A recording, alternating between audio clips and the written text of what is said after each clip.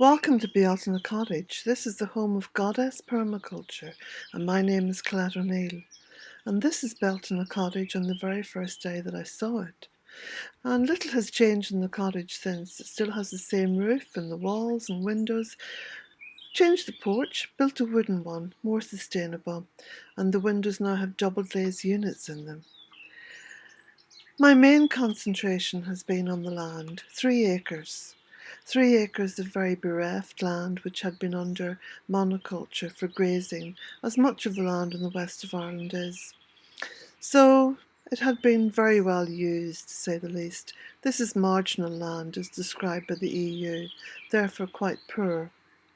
It's all north facing, but I've planted up over 1,100 trees and I've created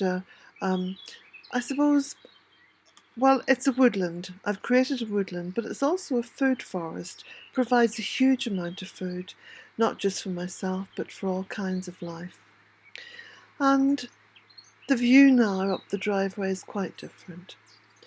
And all these videos are all about Bealtaine Cottage and my journey and the wonderful life that is goddess permaculture and living so close to Mother Earth.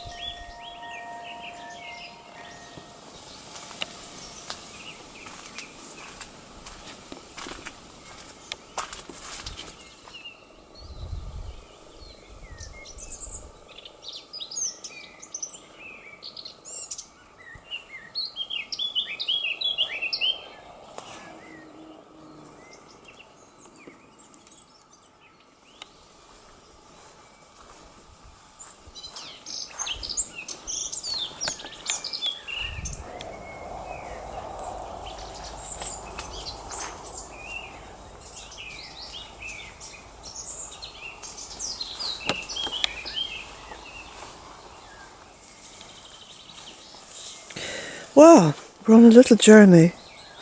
I'm taking you to a place that you may have seen a little bit of,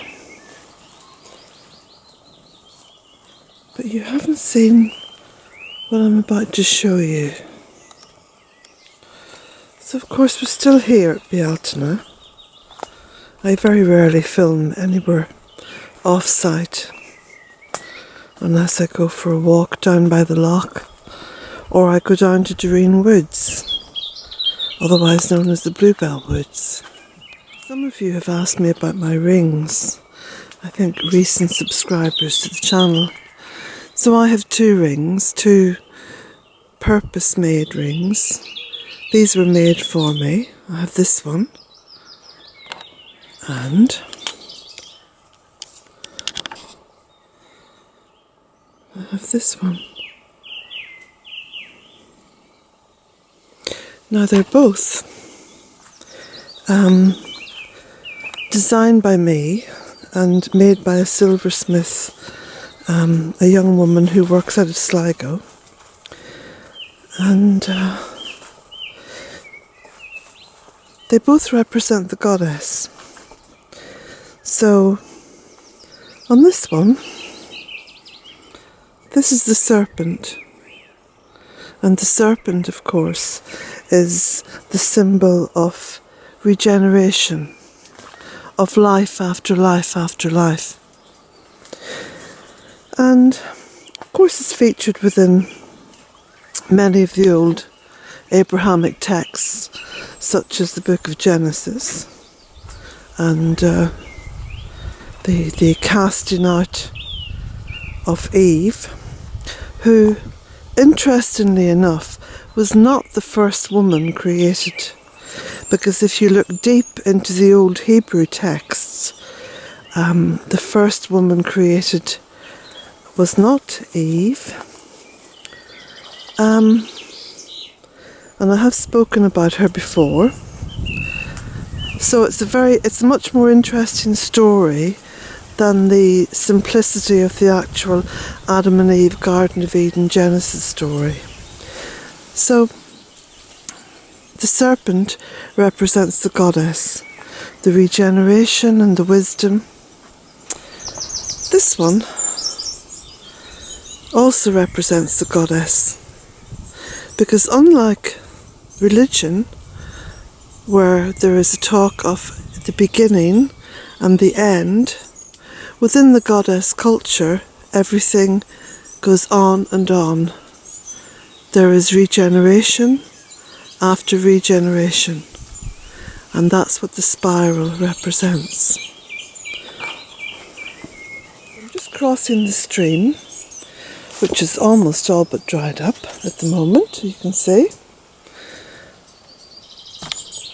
And you can see some bits and pieces down here, because I've spent much of the day clearing along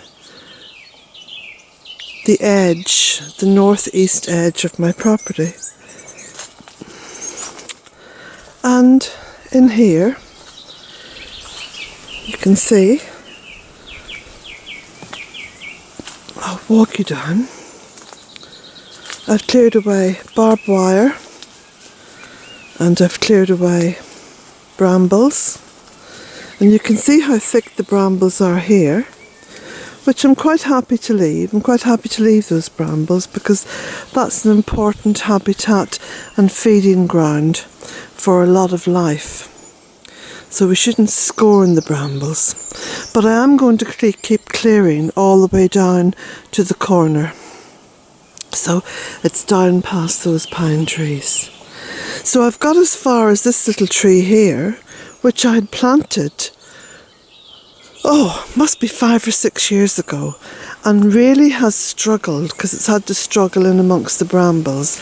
This is a field maple. Now you can see that old stone wall there, the bank, that's the edge of my property. This indeed would have been part of the old ditch on this field. The property's run, the field system runs from sort of wall to wall, if you like. So over on the far side, over on that side, there is the remnants of a little stone wall and then a ditch.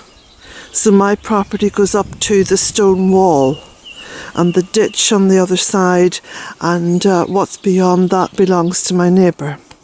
So on this side, there's the old stone wall, this was the old ditch, and of course my property runs up to this bank where the old stone wall was. So there was some barbed wire along here, which I'll just show you the very expensive barbed wire cutters.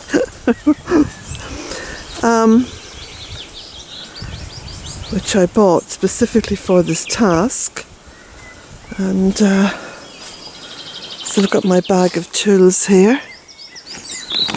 Okay, and you can see I've pulled away some of the barbed wire, so I've sort of wrapped it up a little bit. These are 3 of the old posts. They've been here for 16 years. And then what I've done with the brambles, I've just taken them and I've made what I call habitat piles.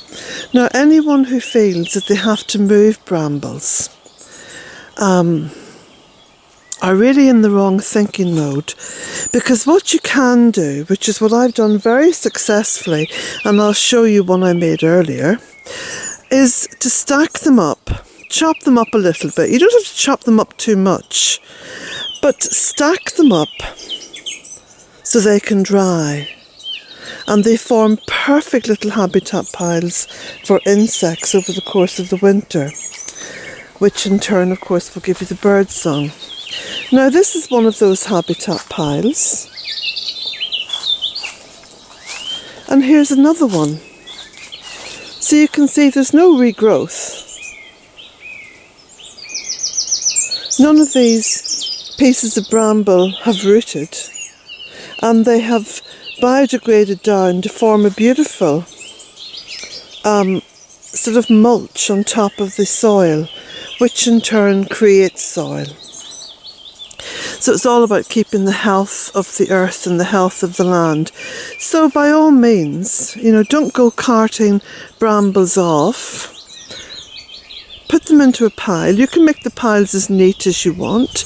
You can even fence them round if you want, like a little mini compost heap. But I find that this is perfect for me. This has worked. This is a tried and tested method. And I'm actually tramping on an old habitat pile there. It's a tried and tested method and has worked for me very, very successfully, and has helped to improve immensely the health of the land here. Just give you a 360 degree turn here so you can see. That's my neighbour's garage on the other side of the wall. This is a lovely old hawthorn tree, but mostly been taken over by ivy, because all this growth here is ivy. That's the path I came down, and where the stream bed is. Now some of these trees down here, as you can see from the cherry tree over there, they are 15, 16 years old. That's a field maple, that's about the same age. This is an oak. There's some beech, there's some oak. This is a beautiful rowan, see, with the flower on it. And all these are hazel trees. So I think I planted 7 or 8 little hazel trees in here to form like a little mini hazelwood. And that in its turn has helped to suppress the brambles, and the brambles will eventually just be gone from there. So that's my intention now further down. I don't want to get rid of all the brambles, but I do want to make a little bit more of a woodland down along this side. So it's a case of joining these trees up with those trees down there. People often ask me about how many apple trees and whatever trees I have, and this is yet another. This is a beautiful, beautiful, beautiful, beautiful Bramley apple tree, and it's massive. It's just massive. And you can see it's covered with blossom, and you can also see that there's fruit forming. I've got some beautiful fruit forming on these branches. So that's part of my food forest, of course. It's interesting as well that people write about food forests, but surely, I mean, from my perspective, or am I just extremely odd?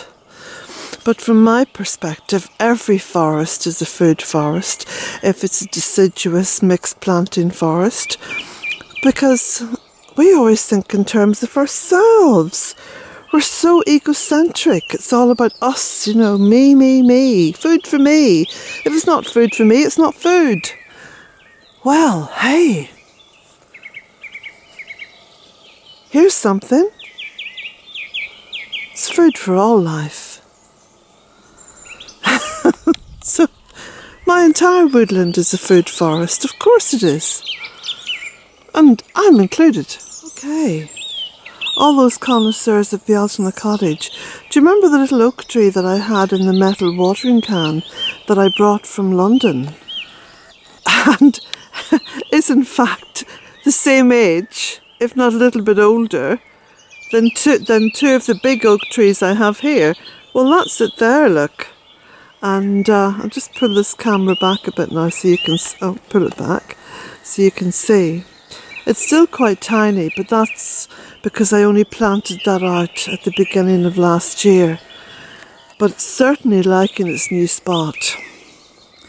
So, yeah, this is hard work, clearing the brambles and clearing the barbed wire. It is hard work. and pruning back some of the trees. But it's fantastic work. It's brilliant. I love it. I love getting stuck into something, you know. It's invigorating. It's absolutely exhausting. Yeah, that's good. Exhaustion is good. Because there's nothing worse than feeling tired in your head. Feeling tired in your body? Great. Brilliant. How many of us actually ever get the chance to feel really tired in our body? Well, that's a good feeling. That's a healthy feeling. I'm very much in favour of us humans working physically.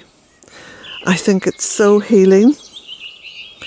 I think it's so regenerative. I think it's so magical as well. Because any work that involves being close to Mother Earth is magical. So this final little glimpse at the wild edge. Beautiful little hawthorn trees here. Beautiful little dog there.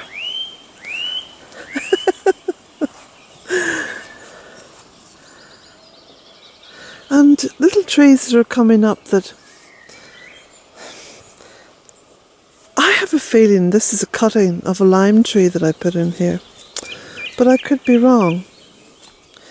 This is a little beech tree here that seems to have remained quite squat. It's like a little dwarf tree. It's rather gorgeous, looks very sturdy. And then in here, the little path that I made through the brambles, you can see how thick they are. They're quite gorgeous, really. And we're coming down here now to this beautiful little oak tree. Absolutely beautiful little oak tree.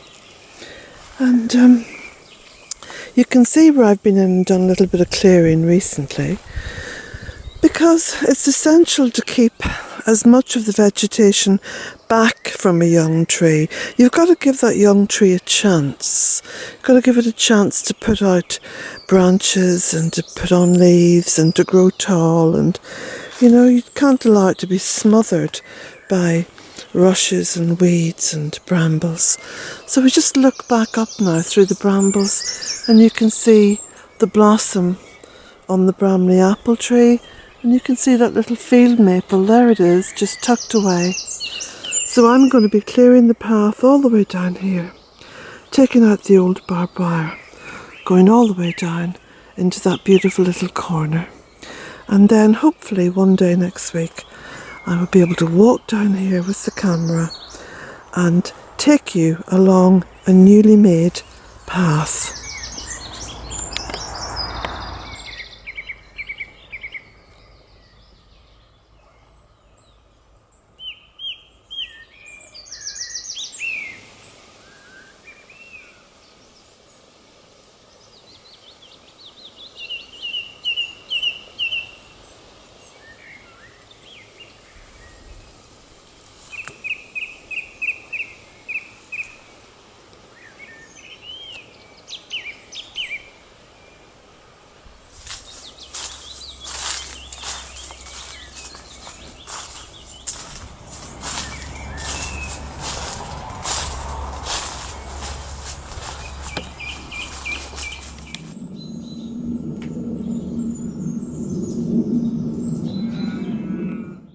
All Bealtaine Cottage books are printed here in Ireland, not offshored or uploaded to Amazon or any other corporation.